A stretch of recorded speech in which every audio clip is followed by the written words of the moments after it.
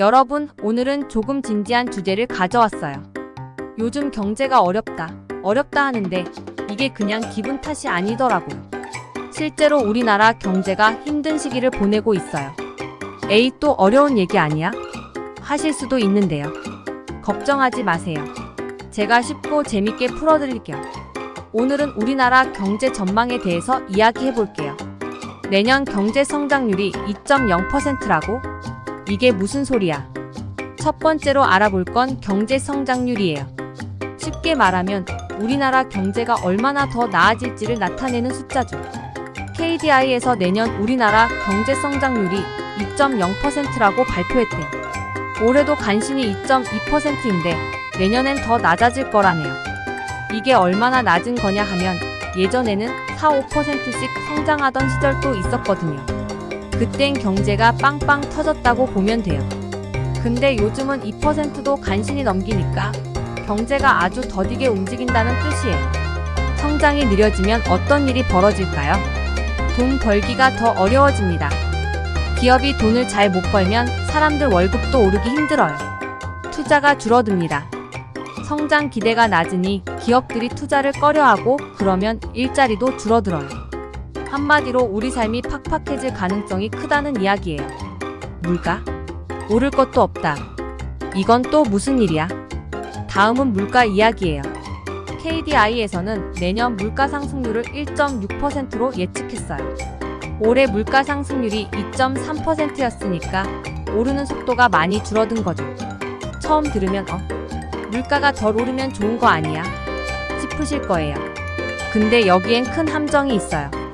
물가가 너무 낮아지면 디플레이션이라는 무서운 일이 생길 수 있거든요. 디플레이션은 물가가 계속 떨어지는 현상이에요. 겉으로 보기엔 물건값 싸지니까 좋다 싶지만 실제로는 경제의 악몽 같은 일이에요. 물가가 계속 떨어지면 사람들이 소비를 미뤄요. 나중에 사면 더 싸지겠지? 하면서요. 기업은 물건이 안 팔리니 돈을 못 벌고 투자를 줄이고 결국 월급도 못 올려줘요. 그러다 보면 소비는 더 줄고 경제는 계속 나빠지는 악순환에 빠져요. 일본이 이 디플레이션 때문에 30년째 고생 중이에요. 우리도 이런 상황에 빠지면 정말 힘들어질 거예요. 일자리? 안 그래도 힘든데 더 힘들어질 수도 있어요.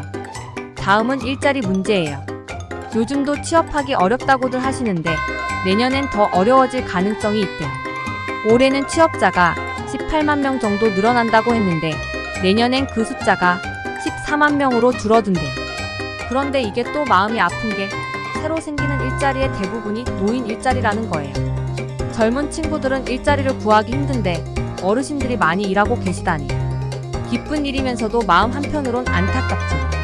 특히 청년 실업률이 높아지면 젊은 세대가 점점 더 어려운 상황에 처할 수 있어요. 일자리가 없으면 경제적으로 힘들어질 뿐 아니라 삶의 의욕도 떨어질 수 있잖아요. 이 문제는 정말 심각하게 봐야 할 것 같아요. 왜 이렇게 힘들어졌을까? 이유가 뭐야? 경제가 왜 이렇게 된 거야? 하고 궁금하시죠? 제가 아주 알기 쉽게 3가지만 딱 말씀드릴게요. 첫 번째, 미국과 중국이 요즘 서로 으르렁대고 있는 거 아시죠? 미국이 중국에 관세를 막 붙이면서 중국 경제가 어려워지고 있어요. 중국은 수출 경쟁력을 유지하려고 위안화 가치를 낮추고 있죠. 문제는 우리나라 돈이 중국 돈이랑 비슷하게 움직인다는 거예요. 위안화가 약해지면 원화도 약해지고 우리나라 수출에도 타격이 올 수 있어요. 게다가 환율이 이렇게 출렁이면 외국 투자자들이 한국에서 돈을 빼갈 가능성도 커지죠. 두 번째, 중국이 요즘 무역수지 흑자를 엄청 보고 있어요. 이유는 간단해요. 물건을 싸게 만들어서 왕창 팔고 있는 거예요. 문제는 이렇게 중국이 물건값을 계속 낮추다 보니 우리나라 기업들도 가격 경쟁 때문에 물건값을 낮춰야 해요. 그러다 보니 우리나라 물가도 내려가고 경제가 침체될 가능성이 커지는 거죠. 이게 전 세계적으로 퍼지면 우리 경제도 큰 영향을 받을 수밖에 없어요. 마지막으로는 우리나라 경제 체력이 약해지고 있다는 거예요. 잠재 성장률이란 쉽게 말해서 우리나라가 가진 기본적인 성장 능력을 뜻해요. 이게 2000년대 초반엔 5% 넘었는데 지금은 2% 초반까지 떨어졌어요. 왜 이렇게 됐을까요? 젊은 사람들이 줄고 일할 사람도 적어지면서 경제가 성장할 여력이 점점 없어지고 있는 거예요. 그럼 우리는 어떻게 해야 할까요? 이렇게 힘든 상황에서도 방법은 있어요. 제가 몇 가지 제안 드려볼게요.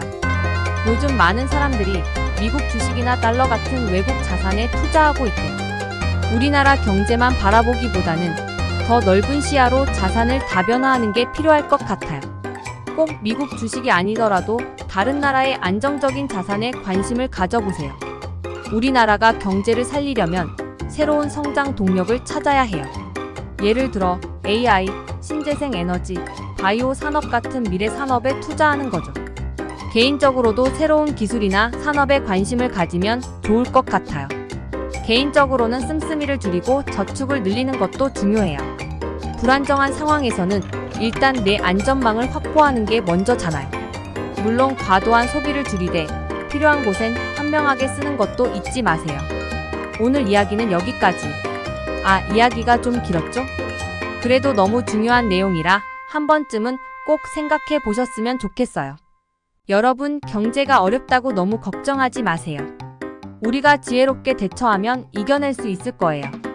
오늘 이야기 들으시면서 느낀 점이나 궁금한 게 있다면 댓글로 꼭 남겨주세요. 그럼 저는 다음에 더 재미있고 알찬 이야기로 찾아올게요. 다들 오늘도 힘내세요.